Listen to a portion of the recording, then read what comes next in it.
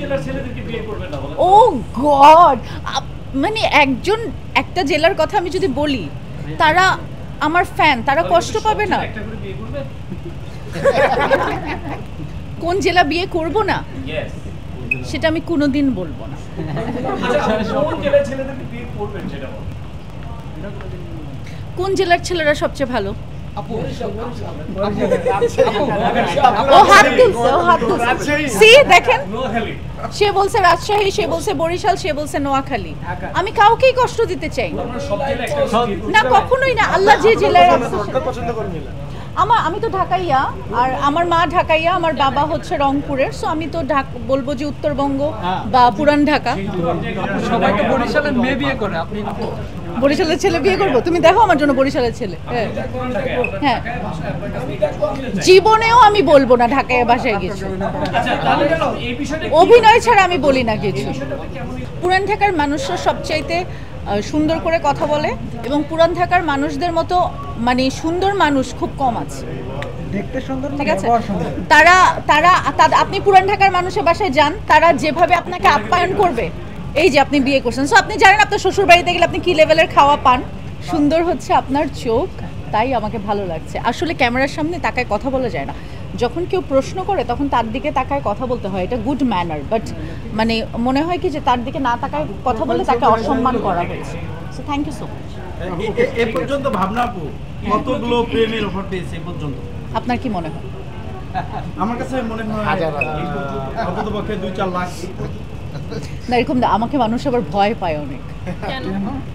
আমাকে সবাই অনেক ভয় পায়, এবং যখন আমার সাথে কারো বন্ধুত্ব হয় তখন সবাই বলে যে আপনাকে দেখে মনে হয় যে আপনি যে কোনো সময় রেগে যেতে পারেন বা চড় দিতে পারেন, আপনাকে ভয়ে কেউ আপনার সামনে আসতে পারে না। সো ওই 1 লাখ 2 লাখ মানুষ আমার সামনে এসে প্রপোজ করার মতো সাহস আমার মনে হয় নাই অত। তো অনেক যে আমি প্রপোজাল পাচ্ছি তা না, বাট অবশ্যই অনেক মানুষের মনের গহীনে অনেক কথা থাকে, সেগুলো আমি বুঝতে পারি, অ্যাক্টর তো। আপনি কি আজকে প্রতিজ্ঞা করে আসছেন ডিপ্লোম্যাটিক অ্যানসার গুলো দিবেন? কোথায়, আমি তো সব সত্যি অ্যান্সার দিচ্ছি, সব অ্যান্সার দিলাম, একটাও তো বলি নাই যে দিব না অ্যান্সার, দিলাম তো। আর নেক্সট, আচ্ছা, ঈদে গিফট বেশি দেওয়া হয় না গিফট বেশি পাওয়া হয়? গিফট তো সারা বছর পাই আলহামদুলিল্লাহ, আপনাদের দোয়ায় অনেক গিফট পাচ্ছি, পড়ছি, গিফটের জামা কাপড়ই পরে আসছি, আর গিফট দিতে বেশি ভালো লাগে। সালামি পান কিনা ছোটবেলা? সালামি পাই, বাট ছোটবেলার মতো তো পাই না, এখন তো দিতে হয় বেশি, ছোটবেলার মতো পাই। সর্বোচ্চ কত টাকা পেয়েছেন? সাথে সালামি পাওয়াটা কমে যায় না, এরকম না, কারণ এখন আমি আসলে বেশি, ছোটবেলায় যেরকম একটা সালামি ছিল তো আসলে সারা বছরের ইনকাম, কারণ ওইটাই ছিল মেইন গোল, ওই টাকাটা জমাতে হবে, তারপর ওইটা দিয়ে চলতে হবে আরও অনেক মাস, ওইটা মেইন গোল ছিল, তাই সবার বাসায় যাইতাম সালামি নিতে।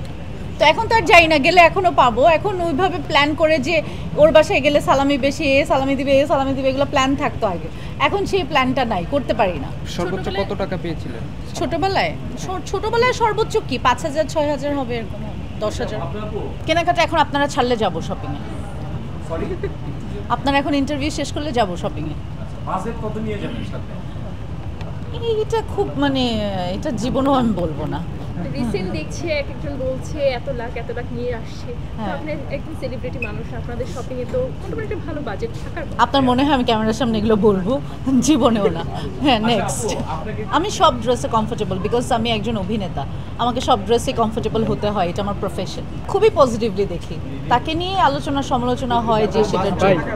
ভাই ছোট কাকু আসছে, ছোট কাকুতে এবার আমার চরিত্রের নাম হচ্ছে অবন্তী। ছোট কাকু আসছে এবার ঈদে, আর প্রতি ঈদের 8 দিন দেখতে পারবেন ছোট কাকু, ঈদের 8 দিন, এই তো। আর কামনা দেখতে পারবেন শর্ট ফিল্ম। চারুলতার শুটিং 80% শেষ হয়েছে, ঈদের পর আমরা আবার শুটিংয়ে যাব চারুলতার। আর আমি একটা সিনেমা অলরেডি শেষ করেছি, সেটার ডিক্লেয়ার যদি ডিরেক্টর না দেয় আমি দিতে পারছি না, অলরেডি ইটস ডান, আপনারা হয়তো কিছুদিন পরে জানতে পারবেন সিনেমাটা সম্পর্কে।